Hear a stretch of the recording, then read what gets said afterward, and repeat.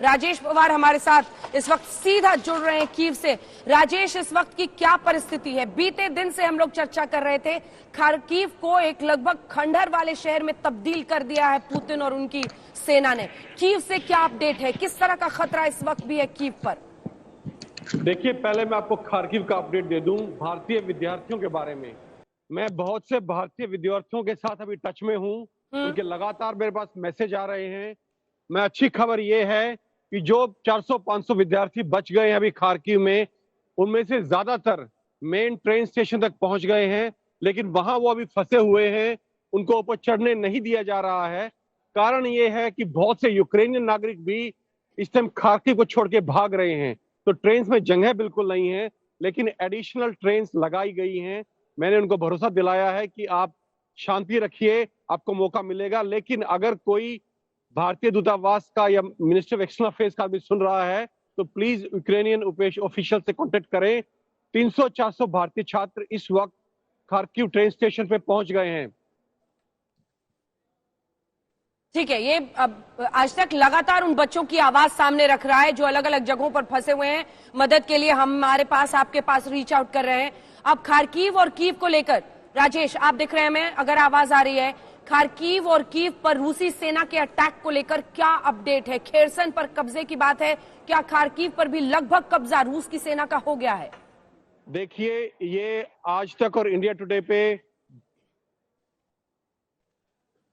ये पहला चैनल था आज तक और इंडिया टुडे पूरी दुनिया में, सिर्फ इंडिया में नहीं, ये रिपोर्ट करने के लिए कि खरसन पे रूस का कब्जा हो गया है। ये रिपोर्ट हमने आज से 4 घंटे पहले दे दी थी और ये अभी रूसी ऑफिशियल मीडिया ने 1 घंटे पहले कंफर्म कर दिया है। खार्किव के ऊपर भी लगभग रूसी कब्जा पूर्ण हो गया है। छुटपुट लड़ाई किसी पॉकेट्स में चल रही है, अदरवाइज खार्किव गिर चुका है और रशियन फोर्स का कब्जा उसके ऊपर हो चुका है। Over to you. खार्किव पर कब्जा हो गया है, बड़ी खबर आप बता रहे हैं, लगभग गिर गया है बता रहे हैं। खेरसन पर पहले ही जानकारी आपने दे दी थी। कीव का क्या हाल है?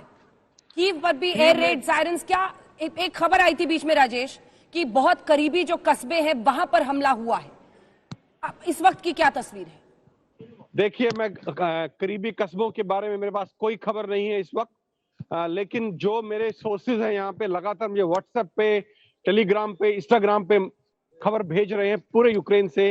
इसकी मेरे पास कोई खबर नहीं आई है, हो सकता है ऐसा हुआ हो, लेकिन मैं इसको जो है वेरीफाई नहीं कर सकता।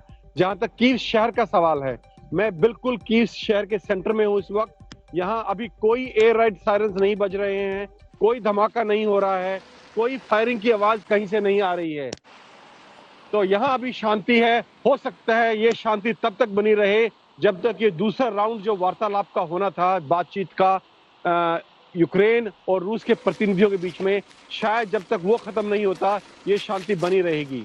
इस वार्तालाप के बारे में मैं आपको एक और खबर दे दूं, बड़ी खबर है कि रूस ने ये, जेलेंस्की ने प्रस्ताव रखा है कि अगर रूस सीज फायर के लिए, यानी फायरिंग और सारे हॉस्टिलिटीज बंद करने के लिए तैयार हो जाता है, तो वो खुद इन पर्सन इस मीटिंग को अटेंड करने के लिए तैयार हैं। Over to you. ये बड़ी खबर आप इस वक्त दे रहे हैं राजेश, हमारे सहयोगी वहां से बड़ी खबर इस वक्त दे रहे हैं। उनका ये कहना है कि जेलेंस्की ने ये प्रस्ताव रखा है कि अगर युद्ध विराम की शर्त को रूस मान लेता है तो जेलेंस्की खुद इस बातचीत में प्रतिनिधि मंडल में यूक्रेन की तरफ से शामिल होने के लिए तैयार है। यही है राजेश? हाँ जी, और दूसरी खबर इसमें हम आपको और बता दूं, रूस के लिए संभव नहीं है। देखिए, हर जगह हम देख रहे हैं कि वो प्रस्ताव करते हैं, लेकिन दूसरी पार्टी के लिए वो प्रस्ताव मान्य नहीं होता। इस स्टेज पे अगर मैं मिलिट्री पॉइंट ऑफ व्यू से बोलूं, एक सैनिक पॉइंट ऑफ व्यू से बोलूं, तो रूस के लिए इस वक्त सीज फायर करना संभव नहीं है। और संभव क्यों नहीं है? वो इसलिए नहीं है कि रूस ने ये जो अभी ऑफेंसिव, लेटेस्ट ऑफेंसिव लॉन्च किया है, अपनी पूरी ताकत के साथ, अपनी कन्वेंशनल फोर्स के साथ लॉन्च किया है पूरे पूर्वी यूक्रेन में।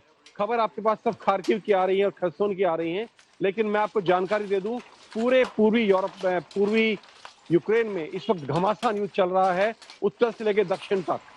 और ये जो ऑफेंसिव है, इसको इस वक्त रोकना रूस के लिए ठीक नहीं होगा, बिकॉज जो मोमेंटम है वॉर का वो टूट जाएगा उसका, और जो उसकी प्लानिंग है वो बिखर जाएगी। इसलिए रूस के लिए ये कदम बहुत मुश्किल है इस टाइम सीज फायर एक्सेप्ट करने के लिए।